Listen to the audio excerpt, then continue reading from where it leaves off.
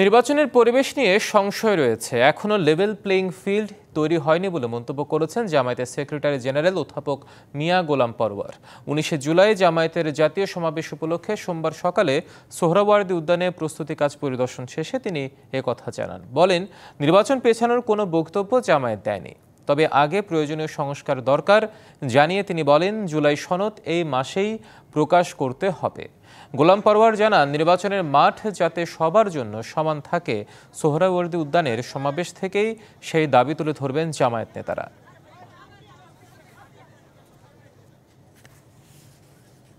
নির্বাচিত প্রতিনিধির কাছে ক্ষমতা হস্তান্তরের জন্য যে অবাধ নির্বাচন, সেই পরিবেশ যেন নিরপেক্ষভাবে হয়। সরকার, নির্বাচন কমিশন, সমস্ত প্রশাসন যেন নিরপেক্ষভাবে মানুষের সকল সংশয়কে দূর করে নির্বাচন সুষ্ঠুভাবে পরিচালনার জন্য একটা লেভেল প্লেইং ফিল্ড, কোনো দিকে না ঝুঁকে সবার ক্ষেত্রে সমতার ভিত্তিতে যে গণদাবি উঠেছে এটা যেন নিশ্চিত করতে পারেন।